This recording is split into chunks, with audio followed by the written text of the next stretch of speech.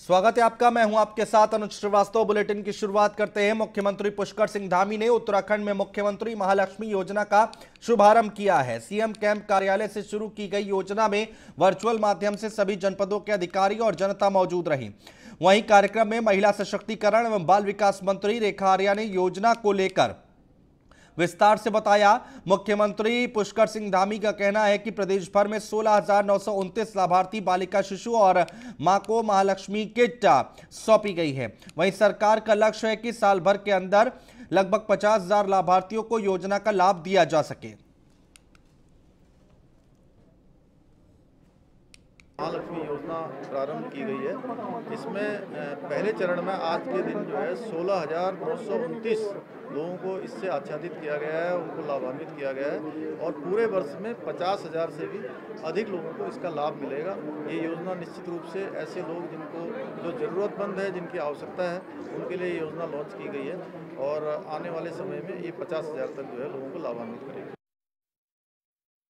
महालक्ष्मी योजना प्रारंभ की गई है। इसमें पहले चरण में आज के दिन जो है 16,929 लोगों को इससे आच्छादित किया गया है, उनको लाभान्वित किया गया है और पूरे वर्ष में 50,000 से भी अधिक लोगों को इसका लाभ मिलेगा। ये योजना निश्चित रूप से ऐसे लोग जिनको जो ज़रूरतमंद है, जिनकी आवश्यकता है, उनके लिए ये योजना लॉन्च की गई है और आने वाले समय में ये 50,000 तक जो है लोगों को लाभान्वित करेगी। बहुत अच्छी योजना है ये, माँओं के लिए भी, बच्चों के लिए भी और एक प्रोत्साहन का काम कर रही है माँओं के लिए भी। क्योंकि कुछ माँ सोचती हैं कि हमने लड़की को जन्म दे दिया तो बहुत बड़ा वो कर दिया है, तो इसलिए ये प्रोत्साहन है, बहुत अच्छा है। इसका मैं धन्यवाद करना चाहूँगी। बहुत अच्छा लाभ मिलेगा जो लड़कियों के लिए, मतलब जो सोचा नहीं जाता है गाँव में छोटे छोटे, उसमें लड़कियों को इतना मतलब खाने पीने की भी, मतलब हर चीज़ की उससे वो हो जाता है, तो वो उसके लिए उनके बहुत बढ़िया है, बहुत अच्छी है। किट में क्या क्या दिया गया?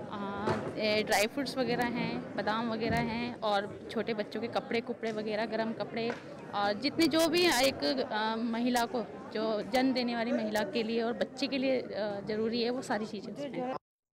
राज्य की कैबिनेट मंत्री रेखा आर्या जी हमारे साथ हैं। आज उनकी एक महत्वाकांक्षी योजना महालक्ष्मी योजना का शुभारंभ होने जा रहा है। रेखा जी से पूछते हैं कि इस योजना को उन्होंने कैसे प्लान किया और इस योजना से पहाड़ की महिलाओं को कितना लाभ मिलने वाला है। रेखा जी, बहुत बहुत स्वागत है आपका। इस योजना से कितना लाभ मिलेगा और कैसे आपने इस योजना का खाका खींचा? देखिए, मुख्यमंत्री महालक्ष्मी किट योजना इस रूप में बनकर तैयार हुई कि हम बेटी के पैदा होने पर माँ के या उसके परिजनों के माथे पे किसी भी प्रकार का शिकन ना आने पाए, यानी कि बेटी के आगमन को वो स्वागत के रूप में देखे, बेटी के आगमन को वो लक्ष्मी के रूप में देखे। ये बहुत आवश्यक हो गया था कि ये संदेश देना, तो उसलिए हमने एक योजना प्रारंभ करी महालक्ष्मी किट, जिसमें माँ के लिए वो सारी सामग्री रखी गई है जो उसकी आवश्यकता प्रसव के उपरांत रहती है और साथ साथ में बच्ची के लिए भी वो सारी चीज़ें रखी गई हैं जो उसको पैदा होने के उपरांत में उसके स्वच्छ और स्वस्थ रहने के लिए आवश्यक होती है। तो एक कोशिश है, एक प्रोत्साहन है, एक उपहार है और एक मैं कह सकती हूँ कुछ शुभकामना है हमारी ओर से कि आपने जो ये काम किया है या आपने जो ये इस बच्ची को आप इस धरा पर लेकर आई हैं, उत्तराखंड सरकार, धामी जी की सरकार उसका स्वागत करती है और शुभकामना देती है। मुझे लगता है कि इससे निश्चित रूप से जो हम कहते हैं कि बेटियों की संख्या बेटियों के मुकाबले अभी कम है, तो उस और बढ़ोतरी होगी, लैगिंग असमानता खत्म होगी। इस दिशा में हमारा ये प्रयास है। मंत्री जी, बेटियों का तो जिक्र हो गया, पर बेटे जो पहले योजना में थे वो बाहर हो गए, तो बेटों के लिए भी क्या कुछ योजना है आपके पास? देखिए, मुझे ये बताइए कि आज की तारीख में यदि 1000 लड़के हैं और हमारे प्रदेश में 960 लड़कियां हैं, तो ये बताइए कि आखिरकार वो 40 लड़कियों की आपूर्ति आप कैसे करोगे? तो यदि ये संख्या घटती चली गई तो आखिरकार उत्तराखंड को हरियाणा जैसी स्थिति पैदा हो जाएगी। इसलिए उत्तराखंड को बेटियों को बढ़ावा देने के लिए हमारे लिए बहुत आवश्यक है कि हम उसको प्रोत्साहित करें। मेरा मानना है प्रकृति ने 2 फूल दिए हैं, बेटी के रूप में भी दिया है, बेटे के रूप में दिए हैं। दोनों ही एक ही सिक्के के माँ के लिए या समाज के लिए पहलू होने चाहिए, क्योंकि दोनों के बगैर जो है प्रकृति नहीं चल सकती है। लेकिन हमारी सोच ने कहीं ना कहीं बेटियों को हतोत्साहित किया है, कन्या भ्रूण हत्या जैसे काम करने के लिए मजबूर किया। तो इसलिए इस सोच पे कुठाराघात करने के लिए मैंने जो है महालक्ष्मी किट योजना प्रारंभ करी है। मैं आपको विश्वास दिलाती हूँ कि कभी ऐसी हमें सामना करना पड़े कि हमारे लड़कों की संख्या लड़कियों के मुकाबले कम हो, तो ये अभियान हम उनके लिए भी चलाएंगे। तो ये मंत्री थी जिनका कहना था कि जो लिंगानुपात का अंतर है, अगर ये सुधार हुआ तो बेटों के लिए भी ये योजना जल्द ही आएगी। कैमरामैन अनूप भट्ट के साथ सुदीप जैन, न्यूज़ 1 इंडिया, देहरादून। राज्य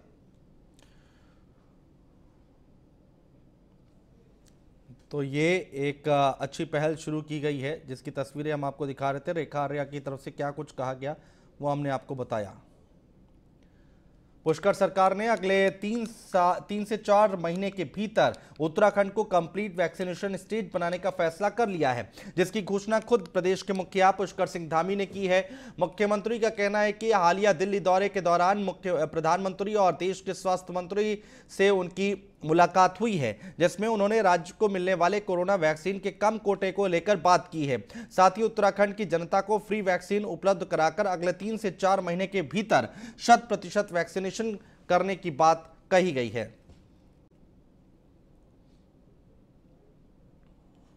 पूरे प्रदेश के अंदर सबको मुफ्त में वैक्सीन देंगे और हमारा लक्ष्य है कि अगले 4 महीने में पूर्ण रूप से उत्तराखंड को वैक्सीनेशन से पूर्ण कर लेंगे। पूरे प्रदेश के अंदर सबको मुफ्त में वैक्सीन देंगे और हमारा लक्ष्य है कि अगले 4 महीने में पूर्ण रूप से उत्तराखंड को वैक्सीनेशन से पूर्ण कर लेंगे। पूरे प्रदेश के और बड़ी खबर है, सीएम पुष्कर सिंह धामी का पहला पहाड़ दौरा तय हो गया है। सोमवार से प्रस्तावित हुआ है मुख्यमंत्री का दौरा। मौसम खराब हुआ तो मंगलवार से दौरे की तैयारी होगी। रुद्रप्रयाग चमोली जा रहे हैं सीएम पुष्कर धामी। केदारनाथ में चल रहे पुनर्निर्माण कार्यों का जायजा लेंगे। मंदिर में नहीं जाएंगे मुख्यमंत्री पुष्कर सिंह धामी। कोविड कर्फ्यू का पालन होगा, ये सूत्रों के हवाले से खबर है। रात्रि विश्राम रुद्रप्रयाग में करेंगे मुख्यमंत्री धामी। अगले दिन चमोली जाएंगे सीएम पुष्कर धामी। प्रभारी सचिव, डीआईजी, कमिश्नर भी जा रहे हैं दौरे में साथ। तो ये बड़ी खबर हम आपको बता रहे हैं, अहम खबर है।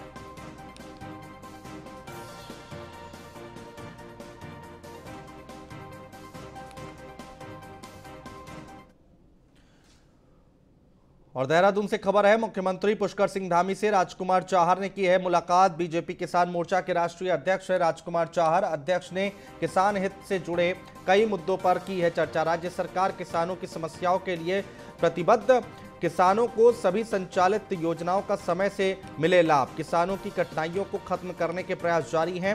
मुलाकात के दौरान कैबिनेट मंत्री स्वामी यतीश्वरानंद रहे मौजूद।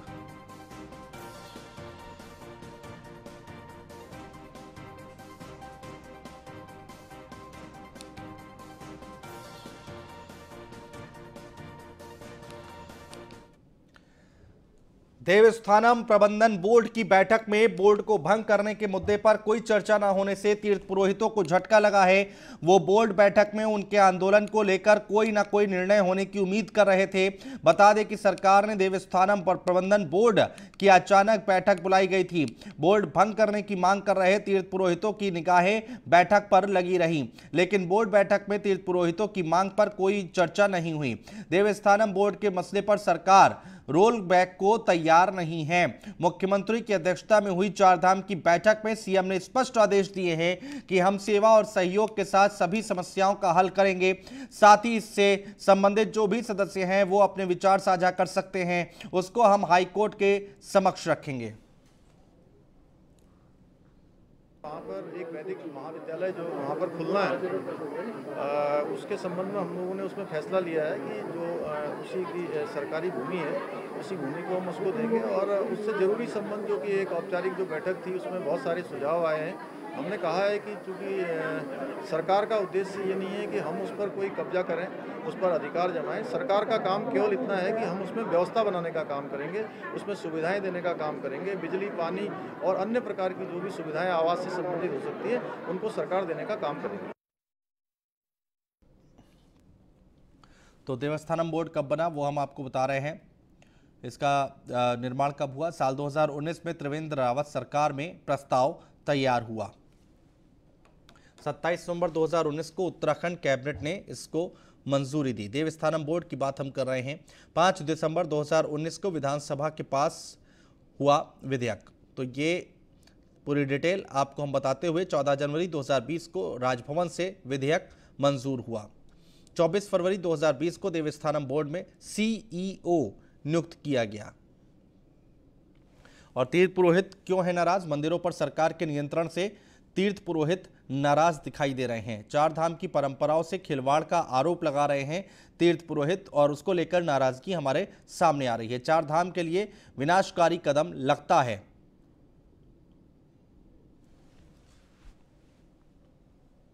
दुष्यंत गौतम ने न्यूज वन इंडिया से खास बातचीत की है। हरियाणा से राज्यसभा सांसद है दुष्यंत गौतम। उत्तराखंड बीजेपी के प्रदेश प्रभारी भी हैं दुष्यंत, और कांवड़ यात्रा पर रोक पर बोले हैं दुष्यंत गौतम, धर्म का काम होता है व्यक्ति को जीवन देना। क्या कुछ कहा है, सुनिए। आप उत्तराखंड के प्रभारी भी हैं, कांवड़ यात्रा को लेकर के काफी बातचीत चल रही है। उत्तर प्रदेश कांवड़ यात्रा करने पर आमादा है, उत्तराखंड कह रहा है कि हम कांवड़ यात्रा को इजाजत नहीं देंगे। तो लगता नहीं कि इसको लेकर के कोई दो स्टेट के बीच में कंट्रोवर्सी क्रिएट हो सकती है? देखिएगा, धर्म का काम होता है व्यक्ति को जीवन देना, जीवन यापन कराना। इसलिए धर्म से पहले व्यक्ति की जान बचाना जरूरी है, और जान बचाने के लिए हम कटिबद्ध हैं। जो सरकार की कैबिनेट निर्णय लेगी उत्तराखंड की, वो मान्य होगा। उत्तराखंड सरकार ने जो निर्णय लिया है, उत्तराखंड की जनता के पक्ष में निर्णय लिया है। तो क्या उत्तर प्रदेश की सरकार को पुनर्विचार करना चाहिए? नहीं, वो उनका अपना विषय है। कोविड-19 का पालन करते हैं, वो करा सकते तो कराए, हमें कोई समस्या नहीं है इसमें, किसी को कोई समस्या नहीं है। लेकिन क्योंकि उत्तराखंड में बाहर से लोगों को आना है, उत्तर प्रदेश से होकर गुजर कर जाना है खाली, लेकिन उत्तराखंड में आना है। आने के दौरान में हमने अपनी उत्तराखंड की जनता को बचाना है। जो निर्णय होगा वो मान्य होगा। और प्रदीप टंटा ने की है न्यूज वन इंडिया से खास बातचीत की। उत्तराखंड से राज्यसभा सांसद है प्रदीप टंटा, और संसद सत्र में सरकार की नाकामी का मुद्दा उठेगा, तेल की बढ़ती कीमतों का मुद्दा भी संसद में उठेगा। क्या कुछ बातचीत हुई है, सुनवाते आपको। सोमवार से मानसून सत्र की शुरुआत हो रही है। मानसून सत्र से पहले जहां सत्तानसीन दल अपने तरीके से काउंटर अटैक की स्ट्रेटजी अपना रहा है, वहीं विपक्ष खास करके कांग्रेस सरकार पर हमलावर होने का मन बना चुकी है।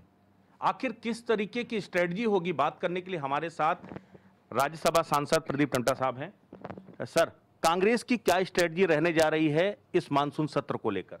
देखिए, कांग्रेस के सामने एकदम साफ स्थिति है कि जो कोविड सेकेंड लहर आई है, फेज वेव 2 में 2.5 लाख से ऊपर मृत्यु हुई है सिर्फ मई और मई के महीने में।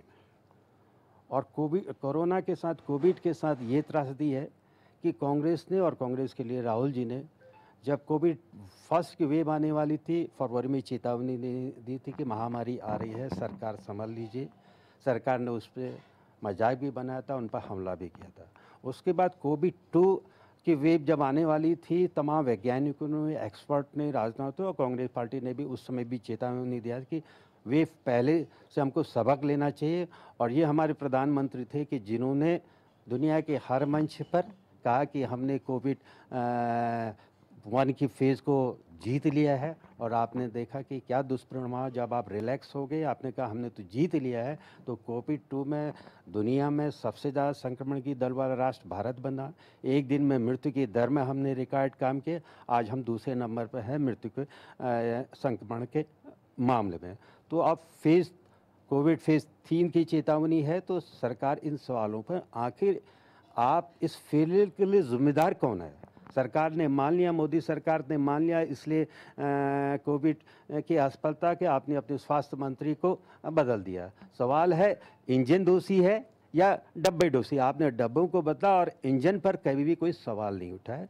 तो इस फेलियर पर कोरोना कोविड बहुत बड़ा इशू होने वाला जा रहा है।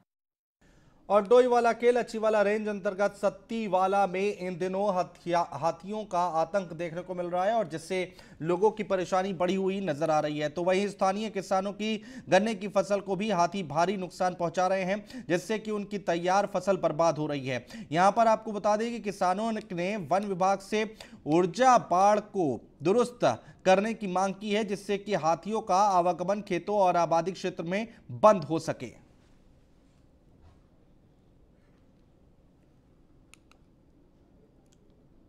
अभी तक नहीं चल रही, बंद है।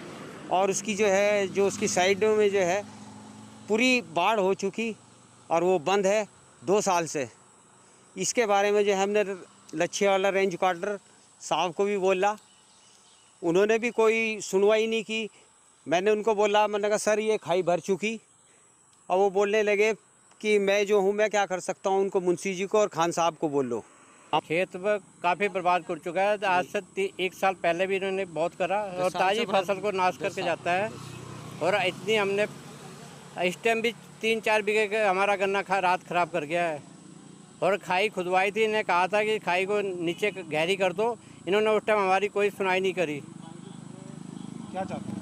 हम ये चाहते हैं खाई गहरी होनी चाहिए यहाँ। और देहरादून से खबर है, हरिद्वार के बाद अब ऋषिकेश में पहुंचा हुक्का। गंगा घाट पर हुक्का पीकर हंगामा करने वाले 3 अरेस्ट किए गए हैं। ऋषिकेश पुलिस से सख्त धाराओं में दर्ज किया है मुकदमा। देवेंद्र आनंद अमर सिंह निवासी दिल्ली को किया गया अरेस्ट। हुक्का, पाइप और चिलम भी पुलिस ने बरामद किया है। मिशन मर्यादा के तहत एक्शन हुआ है शुरू। ऋषिकेश कोतवाली शिशुपाल नेगी के निर्देशों पर कार्रवाई हुई है। तस्वीरें हम आपको दिखा रहे हैं, बड़ी खबर है।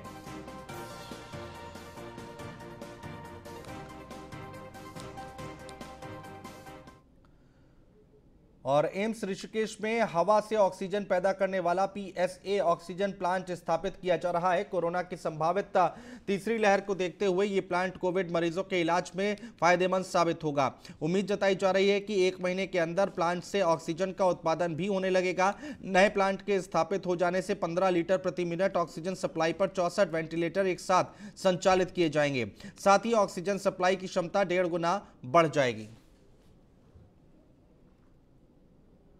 जी हाँ, यहाँ पे संस्थान को PM केयर्स फंड के द्वारा 1000 लीटर कैपेसिटी का ऑक्सीजन जनरेशन प्लांट स्वीकृत किया गया है और हमारे निदेशक महोदय ने इस बात को गंभीरता से लिया है कि आगे मरीजों को 3rd वेव में या कोई भी आपदा है उसमें ऑक्सीजन की कमी ना रह पाए। हम उम्मीद जता रहे हैं कि ये प्लांट 1 महीने के अंदर स्थापित हो जाएगा। जी हाँ। और देश में लगातार पेट्रोल और डीजल के दाम बढ़ने से जहां आम आदमी की मुश्किलें बढ़ती दिखाई दे रही हैं, तो वहीं हल्द्वानी में भी पेट्रोल डीजल की बढ़ी कीमतों को लेकर कांग्रेस कार्यकर्ताओं ने अनोखा प्रदर्शन किया है और रिक्शे में स्कूटी को रखकर ग्लूकोज चढ़ाते हुए शहर भर में घुमाया है। आक्रोशित कार्यकर्ताओं का कहना है कि केंद्र की बीजेपी सरकार डीजल और पेट्रोल के दामों को कम करने में नाकाम साबित हुई है। वहीं उन्होंने सरकार को याद दिलाते हुए कहा है कि सरकार ने दावा किया था कि केंद्र के सत्ता में आने पर पेट्रोल और डीजल के दाम कम किए जाएंगे और जनता को अच्छे दिन दिखाए जाएंगे, लेकिन सरकार ने पेट्रोल और डीजल को 100 रुपए के पार पहुंचाकर जनता को अच्छे दिन भी दिखा दिए हैं।